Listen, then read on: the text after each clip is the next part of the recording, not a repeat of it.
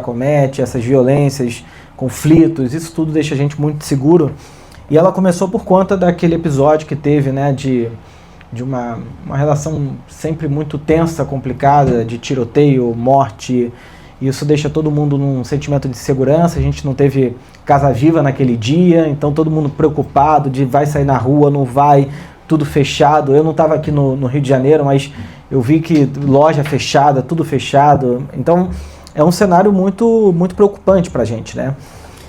E hoje o tema que eu pensei, que eu vim refletindo essa semana, é quando o caos é necessário. Porque eu venho falando sobre o caos a partir do livro de Jó, a partir da história do profeta Elias, mas eu pensei que tem caos que é necessário, tem caos que é importante de acontecer, tem coisas que precisam acontecer, e há uma diferença, né, entre um caos que produz morte, que destrói a gente, que deixa a gente prostrado, sem muito saber para onde ir, e tem caos que pode nos levar para a ação.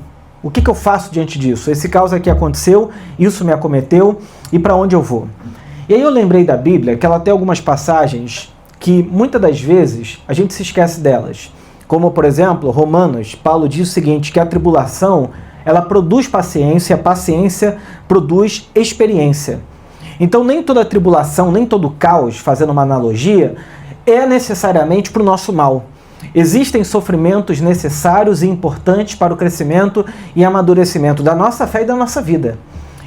Crescer, em termos gerais, produz sofrimento, né? Em termos gerais, uma criança que vai virar adolescente tem um luto da infância que vai se perder. Um adolescente que vai virar jovem tem um luto da adolescência que se perde. Um jovem que vira adulto, bom, apesar que essa semana saiu uma notícia de que a adolescência vai até os 32 anos de idade, né? Então na Viva tem um monte de adolescente ainda. Gabriel, adolescente. Tem um monte de adolescente.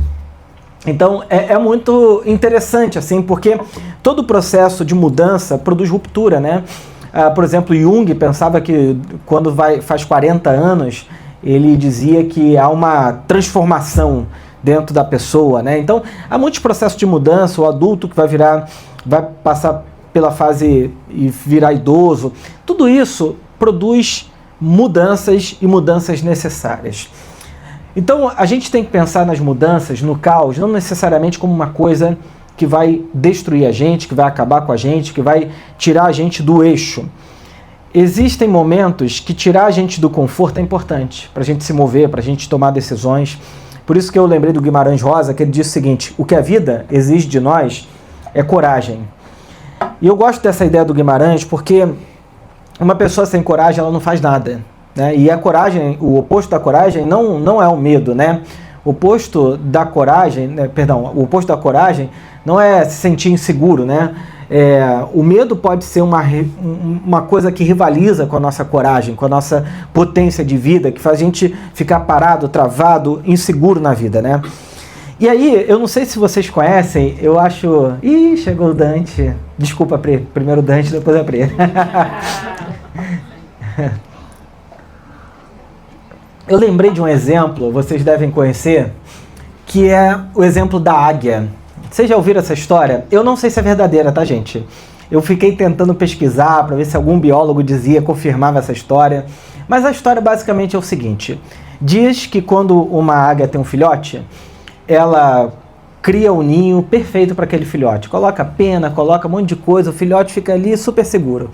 E diz que à medida que esse filhote vai crescendo lá, pela terceira semana, se eu não me engano, a águia começa a tirar as coisas do ninho de conforto, para de dar comida e deixa só os gravetos duros, para que aquele filhote de águia comece a perceber o seguinte, olha, eu tenho que aprender a voar, porque minha mãe águia aqui não vai ficar aqui para sempre me dando comida na boca e me deixando nesse lugar de conforto. E aí diz que essa águia joga o filhote do ninho. E depois, se esse filhote não aprende a voar, ela vai lá, pega ele e bota de volta no ninho. E vai fazendo isso até que ele chega um momento de dizer assim, se eu não voar, eu vou morrer. Porque isso que a minha mãe está fazendo é uma loucura comigo. Me tira do ninho, me busca, me bota no lugar até ele aprender a voar. E a Bíblia, como é um livro que usa muito elementos da natureza, elementos concretos, lá em Deuteronômio 32 diz assim, como a águia que incentiva seus filhotes e paira sobre a ninhada, ele estendeu as asas para tomá-los e levá-los em segurança sob suas penas. É a mesma ideia, é a mesma analogia, né? Isso é um conceito bíblico. O que eu estou dizendo aqui é que viver no conforto pode ser a pior coisa que pode acontecer na vida de uma pessoa.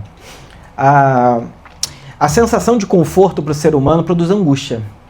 Isso o Freud já ensinou para a gente. Ele diz que quando a pessoa não consegue distribuir a sua energia psíquica, usando em termos simples, ela começa a ficar angustiada, porque a angústia é exatamente isso, é uma sobrecarga de energia no aparelho psíquico sem ter ou representação ou sem ter lugar para colocar.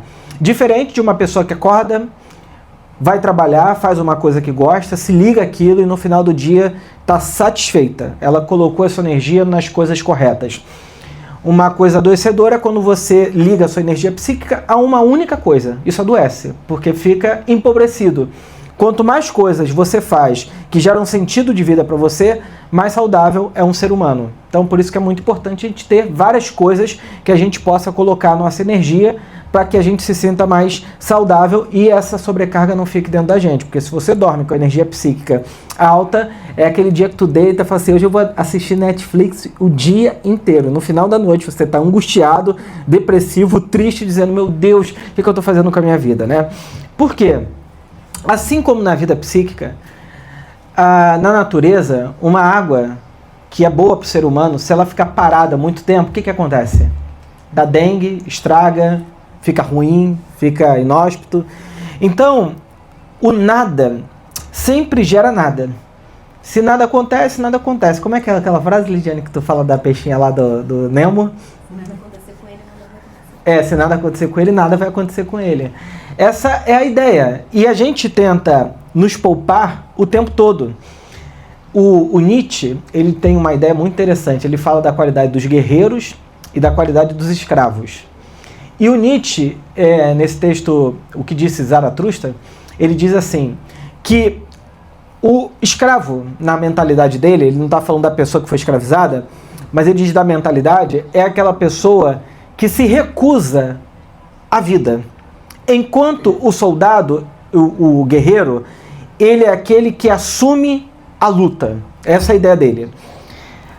O que eu quero dizer é que enquanto a gente tenta poupar a nossa própria vida dos conflitos e das angústias e do que a gente precisa fazer, o que na verdade acontece é que esse se poupar, na verdade, prejudica a gente.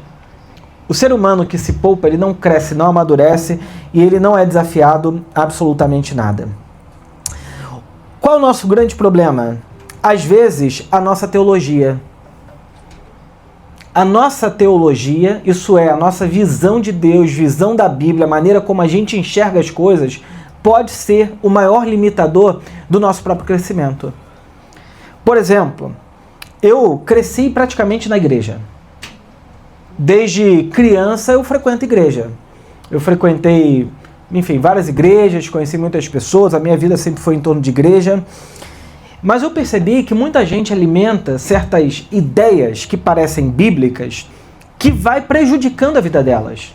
Por exemplo, a pessoa diz assim, bom, isso vai acontecer na minha vida, se Deus quiser, Ele pode me dar. Aí você pergunta, mas o que você quer? Não, eu quero a vontade de Deus para mim. Só que nessa história de que eu quero a vontade de Deus para mim, a pessoa fica impedindo a si mesma de construir a sua própria história. E é incrível porque na Bíblia Sagrada, todo mundo que Jesus encontra, que Deus encontra, não está parado esperando a vontade de Deus, está fazendo alguma coisa. Quando Jesus encontra Pedro, o que ele estava fazendo? Trabalhando, tocando a vida dele, estava pescando. Quando Jesus encontra Natanael, quando Jesus encontra Mateus, todo mundo que Deus encontra já estava fazendo alguma coisa. Essa história de que Deus encontra uma pessoa que não está fazendo nada, esperando a vontade dele, isso é insanidade. Isso é insanidade. Teve uma vez que eu e Lidiane fomos jantar com uns amigos, aí sentado na mesa de uma igreja assim, neopentecostal, uma menina disse assim pra gente, eu fui pra tal país, não vou falar onde, qual é, pra não gerar polêmica, porque não sei se a pessoa vai assistir isso, e ela falou assim, porque Deus falou pra eu ir pra lá. Eu fiquei pensando assim, cara, Deus não fala pra pessoa ir lá pro lixão de Gramacho, Deus não fala pra pessoa trabalhar na favela, é sempre pra um lugar assim, vai para, sei lá, para Noruega, entendeu? Sempre para lugares assim muito que todo mundo já vai, que parece que tem um circuito natural de ir para aquele lugar. É um lugar muito famoso, de uma igreja muito famosa, onde todo mundo que quer alguma coisa nova vai. Então, assim, essa fala de Deus para ir para um lugar, e você pergunta, e o que isso gerou? Gerou entretenimento, gerou amizade, entendeu? São coisas que não produzem vida de verdade. Produzem, sim, uma experiência humana talvez interessante, maravilhosa, mas falar isso em nome de Deus... Deus me chamou para uma coisa que aquilo não produz nada, não produz vida, não produz salvação, não produz alegria, não produz serviço, não produz missão. É só para eu dizer para o outro, olha, eu fui para um lugar incrível, que experiência que eu tive lá. Bom, experiência, tu vai para um jogo de futebol, tu vai para Disneylândia, que é emoção, sei lá, tu vai para um lugar desse. Porque não é disso que se trata a vida cristã, né? Uma outra ideia mentirosa e falsa é que a pessoa diz assim, olha, se for da vontade de Deus, isso vai acontecer no tempo certo. Aí a mulher com 77 anos de idade, ela diz, eu estou esperando em Deus. Meu irmão, isso não vai existir. Eu vou ficar esperando em Deus aqui para ver o homem que Deus tem para mim, a mulher que Deus tem para mim. Sabe quando essa pessoa vai encontrar essa pessoa? Nunca. Porque vive idealizando uma pessoa que vai aparecer e que tem que ter todas as características de um homem de Deus incrível, maravilhoso, que não existe. Sinceramente, não existe. A vida real é desafiadora, porque a gente tem que lidar com a queda da fantasia, dessas pessoas idealizadas, pessoas incríveis, maravilhosas, e não vai acontecer. Ou aquela pessoa que diz assim, não, eu estou aqui com 20 anos de idade, 25 anos de idade, estou esperando para ver qual é o curso, a faculdade que Deus quer que eu faça. Será que eu tenho que fazer isso ou não tenho que fazer isso? Ou, por exemplo, se Deus determinou, vai ser meu. Eu lembro de quando eu fui morar em Niterói, uma pessoa disse para mim assim, Herbert, não se preocupa onde você vai morar não, que o que é seu já determinou. Eu falei assim, não precisa nem procurar então? Vai bater na minha porta, alguém vai me ligar? Porque isso dá pra gente a sensação de que nós somos muito importantes, que Deus está cuidando de cada detalhe da nossa vida. Bom, Deus cuida de nós, isso é um fato. Mas esse cuidado de Deus não é uma espécie de cuidado maternal ou paternal que mantém a pessoa sem ação, sem vida, sem vitalidade, sem potência. Pelo contrário, você vê gente na Bíblia que estava dizendo, ó vidas, ó céu, ó terra, minha vida acabou. E o que Deus fala para essas pessoas? Coragem, ser forte, corajoso. Essas são as expressões que a gente encontra na Bíblia, e o Deus que estão criando hoje é esse Deus que mantém a pessoa num certo bercinho. Isso é bom para o bebê, para o Dante ali, um bercinho, cuidado. Isso tudo é maravilhoso quando a gente é muito bebezinho, muito criança. À medida que a gente vai amadurecendo, os desconfortos precisam fazer parte da nossa vida para a gente crescer, né? A ansiedade é um sentimento importante para a vida. Sem ansiedade, a gente começou a fugir, a tomar coragem de fazer certas coisas, de nos proteger por conta da ansiedade. A ansiedade é importante para a vida, né? Então a religião, ela pode se tornar para a gente um perigo, um problema para o nosso amadurecimento. A religião adora um obsessivo que adora um rito, e aí uma hora o obsessivo diz assim, não, agora eu vou fazer um jejum para Deus fazer isso. Eu vou subir a escadaria de joelho para Deus me abençoar. Eu vou fazer uma procissão, eu vou buscar um passe, eu vou buscar uma orientação de uma entidade, eu quero saber o que o pastor tem a dizer, porque é isso que vai determinar a minha vida. Eu quero fazer uma jornada espiritual, sei lá, em tal país, para Aparecida do Norte, sei lá. A pessoa vai encontrando meios de ritualizar a vida, ao invés de pensar, qual é a minha parte nisso, na minha própria história? Onde Deus está comigo nesse caminho, né? Então a Bíblia, ela é um livro de uma fé prática, de uma fé para a vida, de uma fé que nos constrói não só como seres espirituais, mas como seres humanos. Afinal de contas, a proposta do Evangelho é para gente humana. Não é sobre... Eu vou te explicar aqui o passo a passo de você chegar no céu. Tudo que Jesus ensinou, ele ensinou para a vida. Pega Mateus capítulo 5 até o final do Mateus capítulo 7, famoso sermão da montanha, ele está explicando como se vive a partir da lógica do reino de Deus. Perdoar, ser generoso, não pagar mal com mal, pagar mal com bem. Tudo isso são práticas do Evangelho. E se a pessoa aplica na vida, ela não se torna um ser de luz, como a gente gosta de pensar, uma coisa meio idealizada, espiritual. Ela se torna um ser humano do jeito que o ser humano foi pensado para ser. Por isso que, na minha ótica, quanto mais santo uma pessoa, mais humana ela é. O propósito de Deus não é tirar a nossa humanidade e dar pra gente uma espiritualidade transcendente que não encarna na vida real. Se eu me torno um filho pior depois que eu encontro o Evangelho, para minha mãe, não foi o Evangelho que eu encontrei. O Evangelho me transforma e transforma as minhas relações a partir dessa experiência de Deus em mim.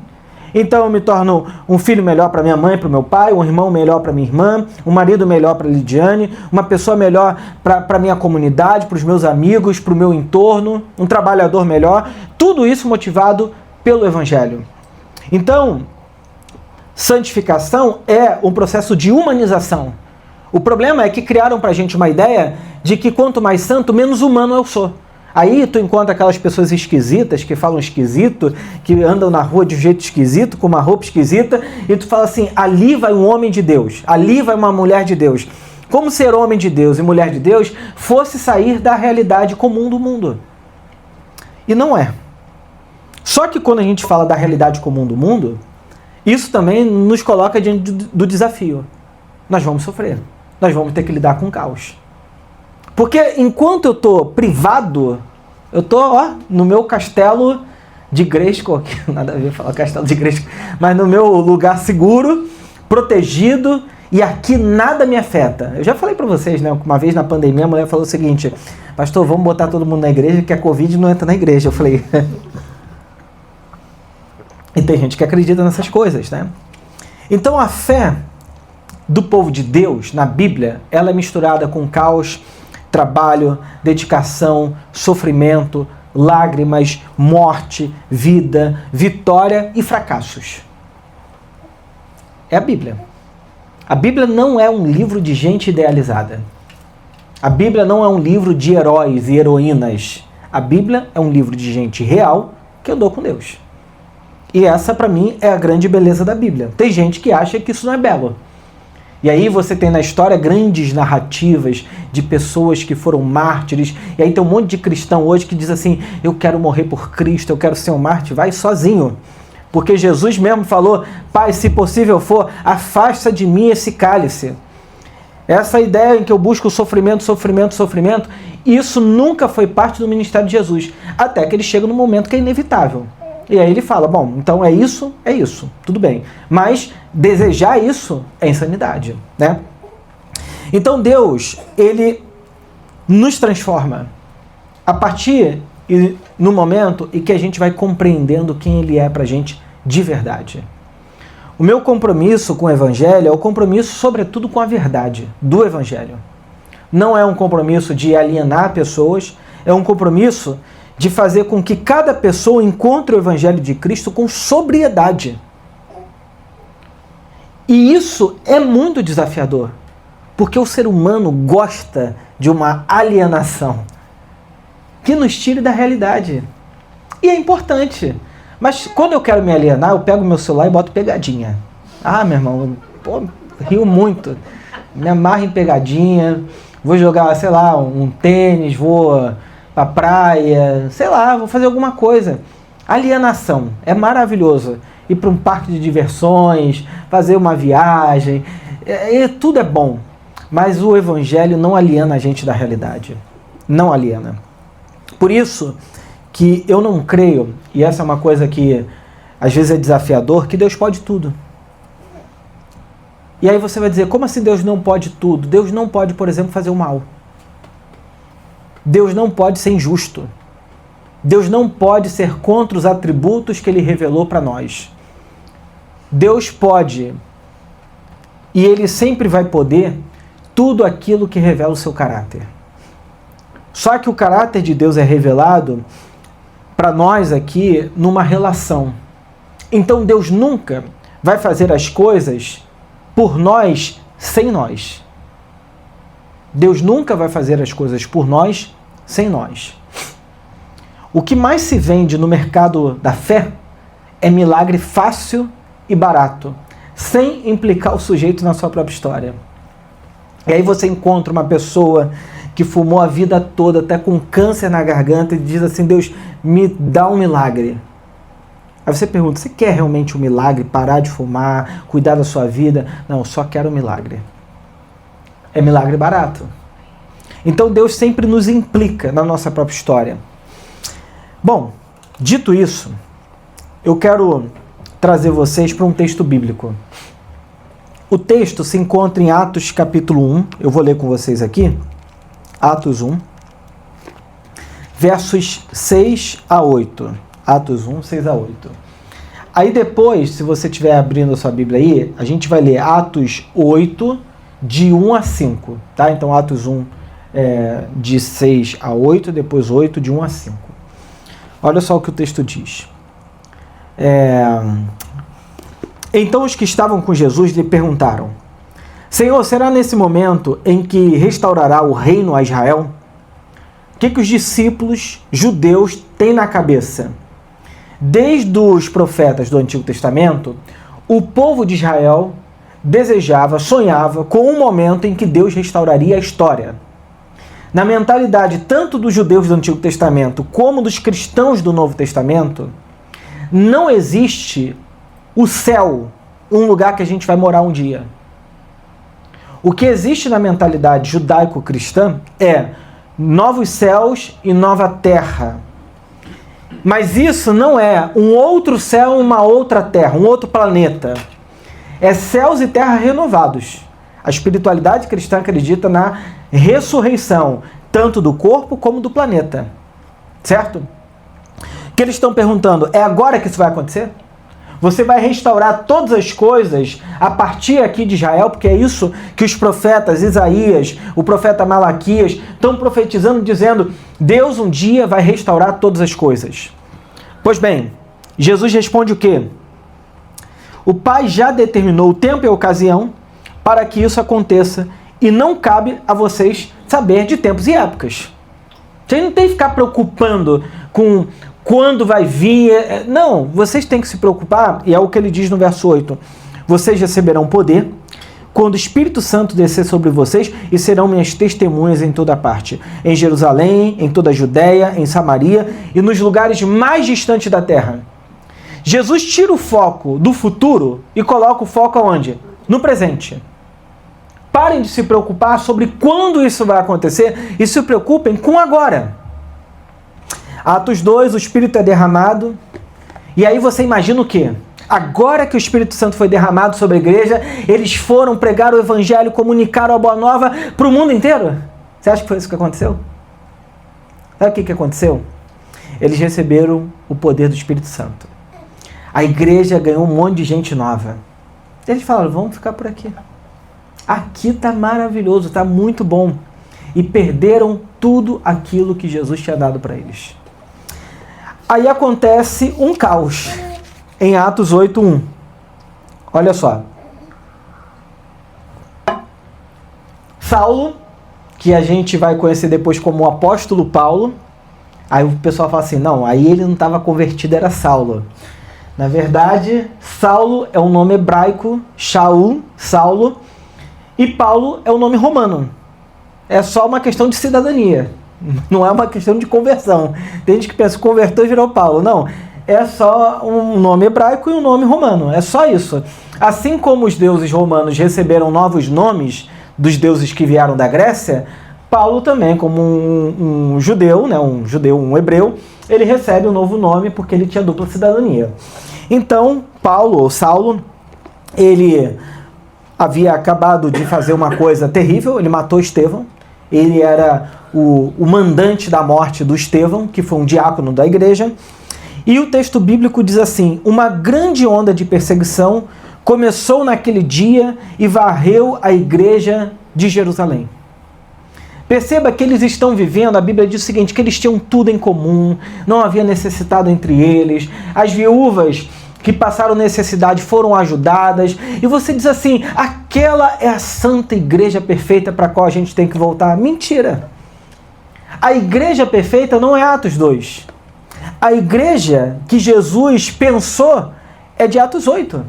Porque quando você lê o texto, diz assim, uma grande perseguição, todo mundo ficou com medo. Aí, olha o que o texto bíblico diz. Todos eles, com exceção dos apóstolos, foram dispersos pela região da Judéia e de Samaria.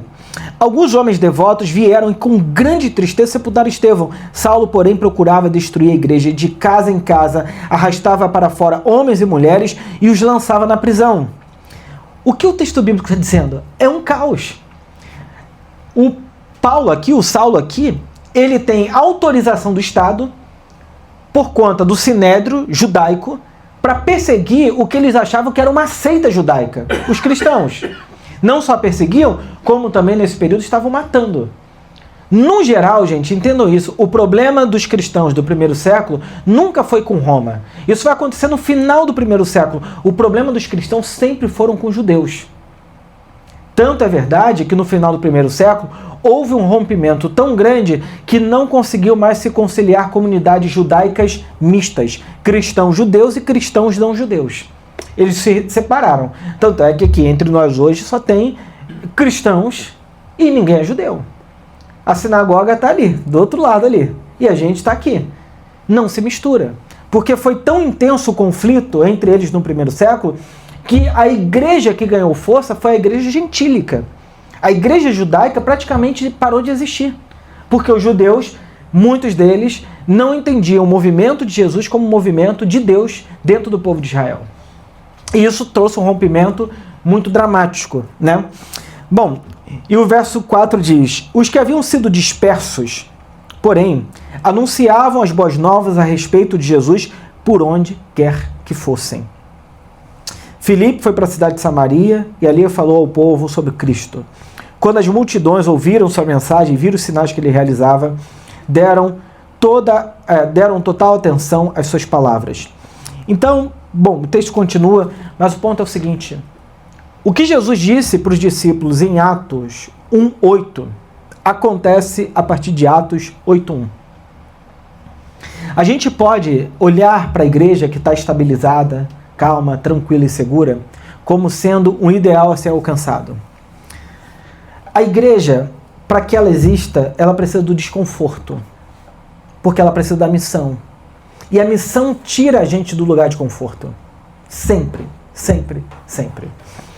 Bom, tudo em nós busca o que? Estabilidade. Por que é difícil sair da inércia e fazer um exercício físico? Eu sei disso, toda semana eu tenho que lidar com esse negócio. Por que é difícil você...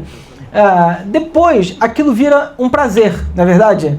Mas no começo, na segunda-feira, pela manhã, depois, sei lá... Nunca chegou nessa parte, né? Mas as coisas, por exemplo, você vai ler um livro difícil, você começa a falar assim, o que eu estou fazendo da minha vida, lendo esse livro, que coisa difícil, estou cansado, não quero mais. Mas tudo no começo exige de nós sair dessa inércia. O movimento de sair da inércia é sempre mais difícil depois que a coisa está andando. Que aí você já está no ritmo, a coisa já foi. Mas sair da inércia para o movimento é a parte mais difícil. Então a igreja entrou no movimento espiritual, cresceu e, quero manter aqui em berço esplêndido e com calma e segurança. E aí eu me lembrei do Rubem Alves. Rubem Alves, ele foi um pastor presbiteriano muito importante. Ele foi talvez o primeiro a escrever sobre a teologia da libertação, um grande teólogo, foi para os Estados Unidos escrever sua tese de doutorado. Genial. Depois o Rubem Alves foi para a poesia. E ele tem um texto muito interessante que ele diz que ostra feliz não faz pérola. E aí nesse texto ele diz o seguinte, que a ostra, ela faz a pérola como uma defesa. Um grão de areia entra dentro da ostra, aquilo machuca ela. E para que ela lide com aquele sofrimento, o que ela faz? Ela começa a envolver aquele grão de areia de modo que aquilo vai virando uma esfera sem ponta, sem que a machuque, e vira uma esfera perfeita e que não machuca mais. Ela construiu uma pérola ao invés de ficar sofrendo. A ideia do Rubem Alves aqui, e é um texto que vocês quiserem ler, é magnífico, é de que pessoas que são muito felizes, elas não sentem necessidade de transformar nada. Elas estão calmas, tranquilas, pacíficas, né? Então, No nosso trabalho de vida, a gente vai precisar lidar com o caos não sempre de maneira negativa, mas de maneira propositiva e criativa. Por isso que essa passagem de hoje nos ensina que, primeiro, o caos, ele é necessário porque ele nos coloca em movimento, ou ele vai destruir a gente, ou ele faz a gente andar, ou ele derruba a gente. Não tem como ser diferente. A Bíblia diz, olha, uma grande onda de perseguição começou naquele dia e varreu a igreja de Jerusalém. Eles poderiam dizer, bom, então a gente fica aqui esperando, vamos orar para ver o que Deus vai fazer. O que eles fazem? Missão. Eles saem dali, eles começam um movimento de como é que a gente pega esse caos todo e dá um sentido para isso. Então, quando a gente está diante do caos, a gente tem que tomar uma decisão. Ou a gente se coloca em movimento, ou a gente fica abatido com ele. Não tem outra alternativa. A gente tem que escolher sempre. Bom, quando a gente está diante do caos, o caos, ele sempre vai mudar as dinâmicas das coisas. O texto bíblico diz que todos eles, com exceção dos apóstolos, foram dispersos pelas regiões da Judéia e de Samaria. Por exemplo, quando a gente muda alguma coisa, pensando aqui na igreja, mudar coisas causa desconforto, num geral. Pergunta por quê? O que vai acontecer? Mas eu acho que o desconforto pode ser uma das melhores coisas na vida de uma pessoa.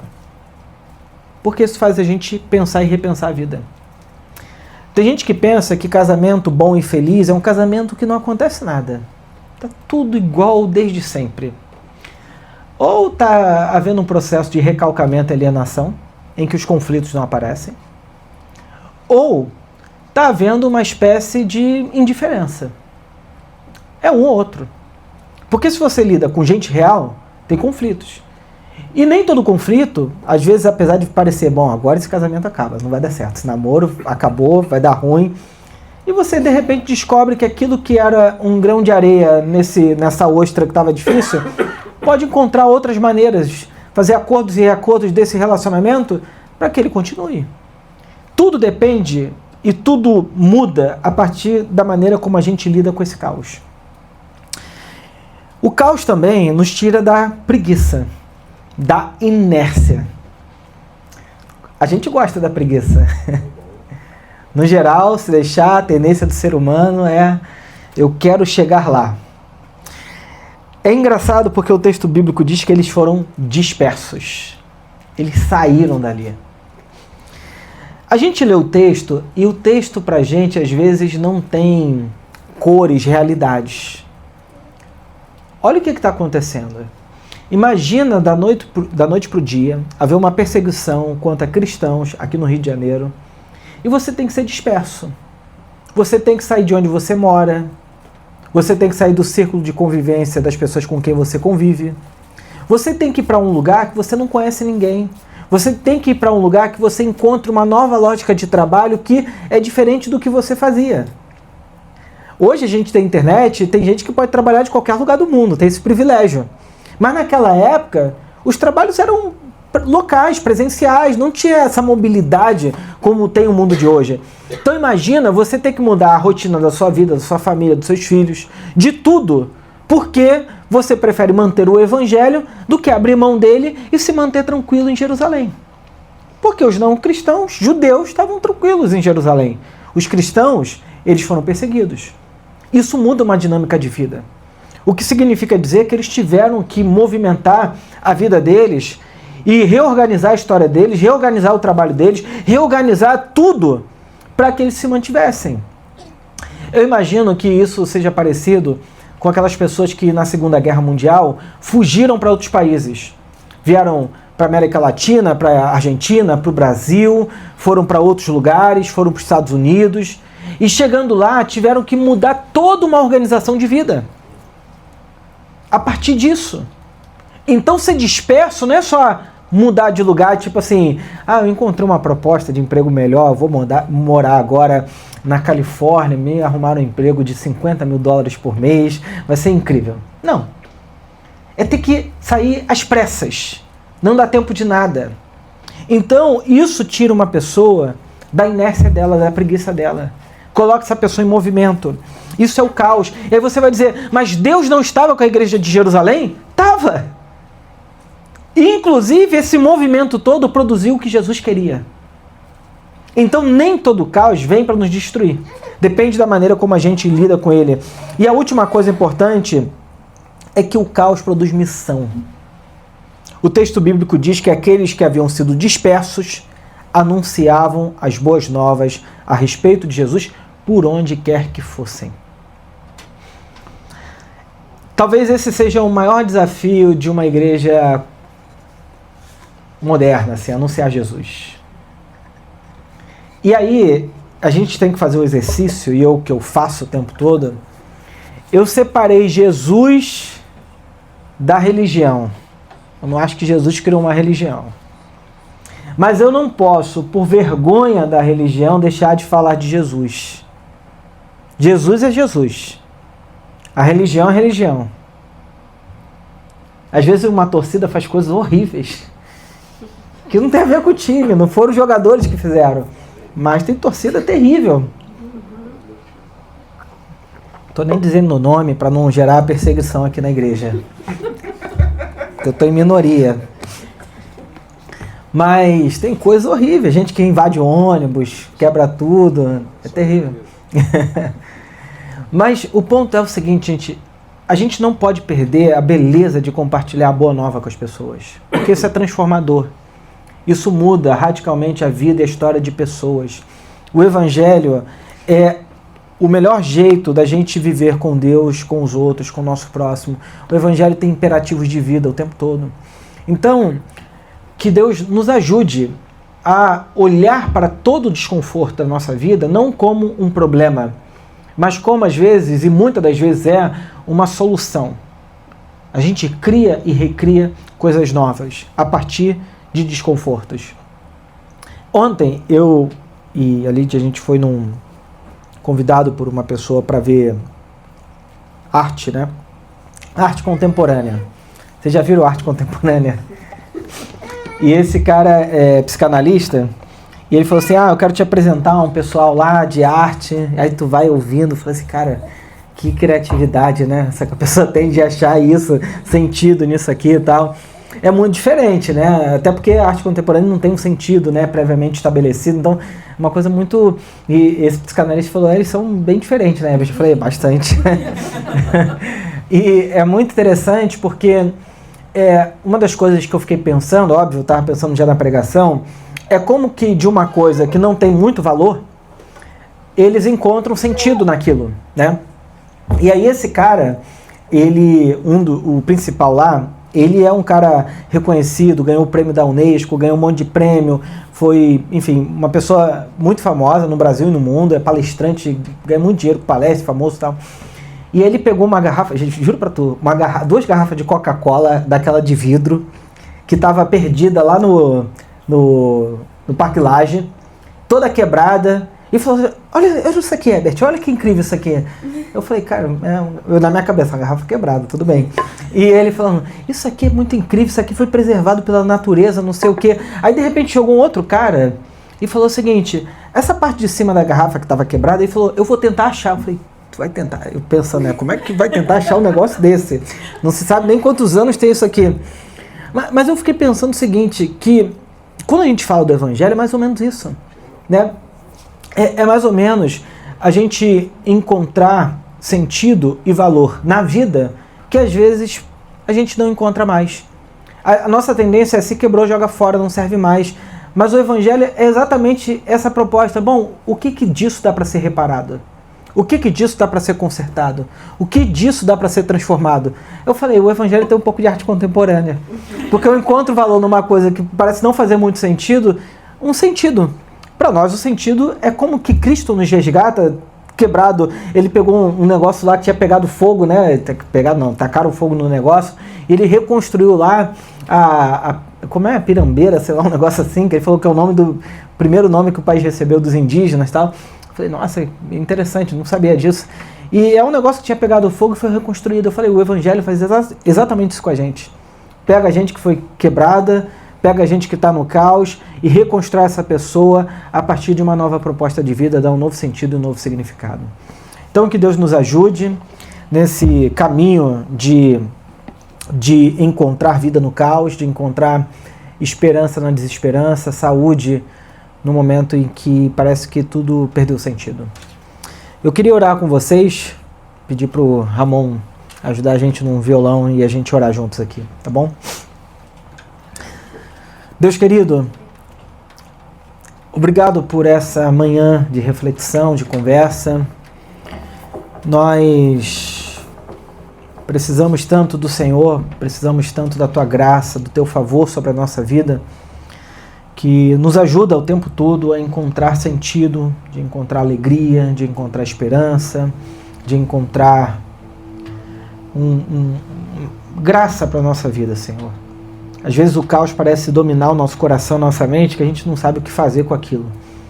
Mas eu sei que o Senhor está conosco e que a gente tem vida, alegria, criatividade, graça para continuar, Senhor. E sobretudo continuar a Tua missão. Continuar a missão de compartilhar a boa nova com as pessoas, o Evangelho, que foi o que Jesus nos ordenou, aquilo que Ele nos disse para fazer. Nós queremos fazer isso com alegria, Pai. De modo que as pessoas venham se submeter a Cristo, se batizando, crendo em Jesus, colocando a vida à disposição, Senhor. É o que eu te peço. Amém. Amém.